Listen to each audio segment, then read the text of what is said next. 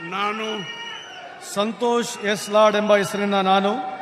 ಕಾನೂನಿನ ಮೂಲಕ ಸ್ಥಾಪಿತವಾದ ಭಾರತದ ಸಂವಿಧಾನದ ವಿಷಯದಲ್ಲಿ ನಿಜವಾದ ಶ್ರದ್ಧೆ ಮತ್ತು ನಿಷ್ಠೆಯನ್ನು ಹೊಂದಿರುತ್ತೇನೆಂದು ನಾನು ಭಾರತದ ಸಾರ್ವಭೌಮತ್ವವನ್ನು ಮತ್ತು ಅಖಂಡತೆಯನ್ನು ಎತ್ತಿಡುತ್ತೇನೆಂದು ಮತ್ತು ಕರ್ನಾಟಕ ರಾಜ್ಯದ ಮಂತ್ರಿಯಾಗಿ ನನ್ನ ಕರ್ತವ್ಯಗಳನ್ನು ಶ್ರದ್ಧಾಪೂರ್ವಕವಾಗಿ ಮತ್ತು ಅಂತಃಕರಣಪೂರ್ವಕವಾಗಿ ನಿರ್ವಹಿಸುತ್ತೇನೆಂದು ಭಯ ಅಥವಾ ಪಕ್ಷಪಾತವಿಲ್ಲದೆ ರಾಗದ್ವೇಷವಿಲ್ಲದೆ ಎಲ್ಲ ಬಗೆಯ ಜನರಿಗೆ ಸಂವಿಧಾನಕ್ಕೆ ಮತ್ತು ಕಾನೂನಿಗೆ ಅನುಸರಿಯಾಗಿ ನ್ಯಾಯವಾದದನ್ನೇ ಮಾಡುತ್ತೇನೆಂದು ಶ್ರದ್ಧಾಪೂರ್ವಕವಾಗಿ ಪ್ರತಿಜ್ಞೆಯನ್ನು ಮಾಡುತ್ತೇನೆ. ನಾನು ಸಂತೋಷ್ ಎಸ್ ಲಾಡ್ ಎಂಬ ಹೆಸರಿನ ನಾನು ಕರ್ನಾಟಕ ರಾಜ್ಯದ ಮಂತ್ರಿಯಾಗಿ ನನ್ನ ಪರ್ಯಾಲೋಚನೆಗೆ